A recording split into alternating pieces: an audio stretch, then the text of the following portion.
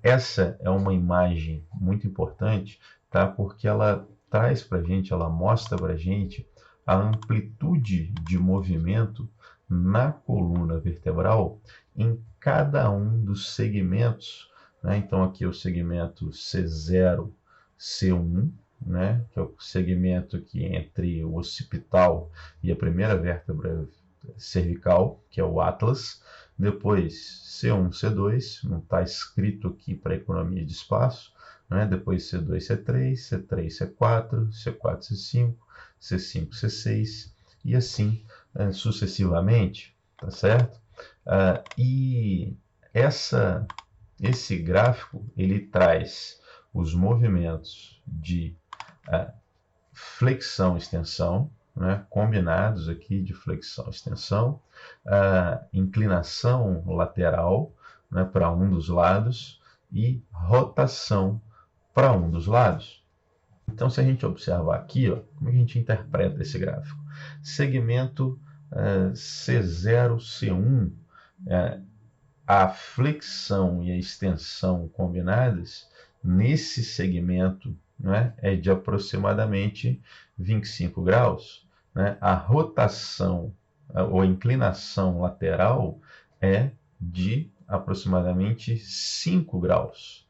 Né? E a rotação, né, também próxima de 5 graus. Se eu desço um segmento, né, se eu vou para o segmento aqui C1, C2, a gente tem uma flexão-extensão de aproximadamente 20 graus, uma inclinação lateral menor do que os 5 graus anteriores e uma rotação, né, muito grande, né, de 40 graus. Se a gente se lembrar, esse segmento aqui, C1, C2, é aquela articulação atlanto axial, né, entre o arco anterior do Atlas e o dente do áxis, né, aquela articulação que permite uma grande amplitude de um movimento de rotação. O que mais que a gente pode observar de interessante aqui nesse gráfico?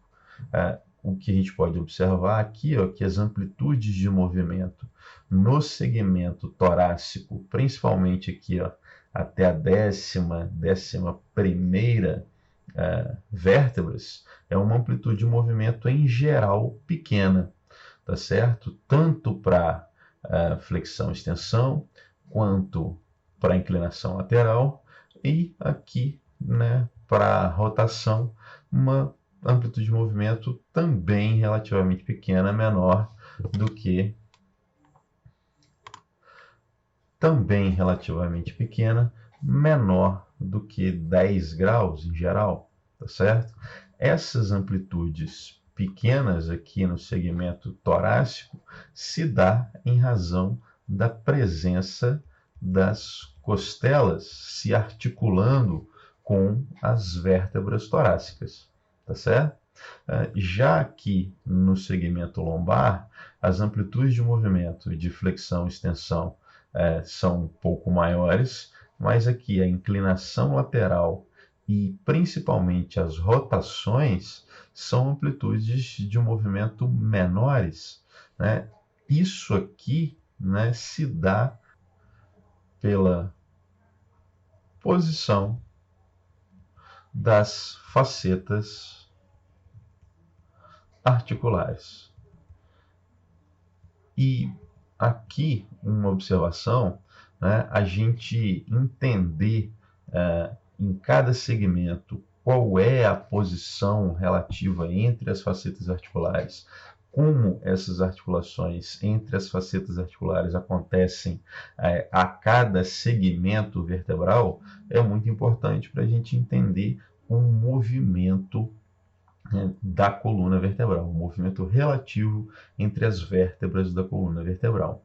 E uma última observação aqui, né, se a gente pensar que a amplitude de movimento da coluna vertebral é uma amplitude grande, né, a gente consegue essa amplitude de movimento grande às custas da soma das amplitudes de movimento segmento a segmento. Então, se eu vou limpar o gráfico aqui para a gente enxergar ele um pouco melhor, né?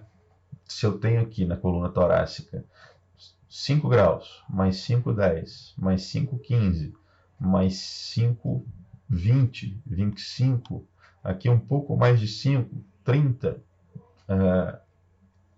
35, aqui eu já vou botar 40 por conta dessa diferença aqui, 47. Se eu somar todas essas amplitudes de movimento, eu posso ter alguma coisa próximo de 60 graus de amplitude de movimento de flexão, por exemplo. E isso é crítico porque, caso eu tenha alguma condição em que eu tenha uma restrição na amplitude de movimento de um segmento, né? Por exemplo, aqui o segmento T6, T7 e o segmento T7, T8 tem aqui a sua amplitude de movimento bloqueada, por exemplo, por conta de uma artrodese, né? O meu controle motor, o meu cérebro está acostumado a fazer, né, os 60 graus de amplitude de movimento de flexão da coluna torácica. Então, à medida em que eu me abaixo para amarrar um sapato, faço uma flexão de tronco para qualquer motivo que seja, o meu cérebro ele vai controlar o movimento como se eu tivesse essa amplitude de movimento aqui.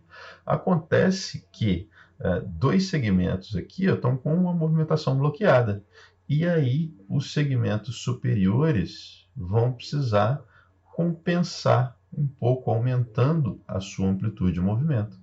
E aí um segmento que fazia aqui uma amplitude de 5 graus, agora faz 7, agora faz 8, né? O que fazia aqui 8, agora faz 9, faz 10 graus. Se a gente pensar, 1 grau, 2 graus, 3 graus, não é nada, né? Não é nada, mas para um segmento que só fazia 5 graus de amplitude, passar a fazer 8 graus de amplitude significa um aumento de mais de 50%. Né? Então, é uma compensação muito grande. Esse segmento passa a ser forçado a funcionar numa amplitude de movimento muito grande. Então, é por isso que a gente diz que uma artrodese, em médio e longo prazo, ela pode contribuir para o aparecimento de lesões degenerativas nos segmentos superiores e inferiores àquele que foi artrodesado. Tá certo? E isso vale para o segmento torácico, para o segmento cervical e para o segmento lombar, pelos mesmos motivos.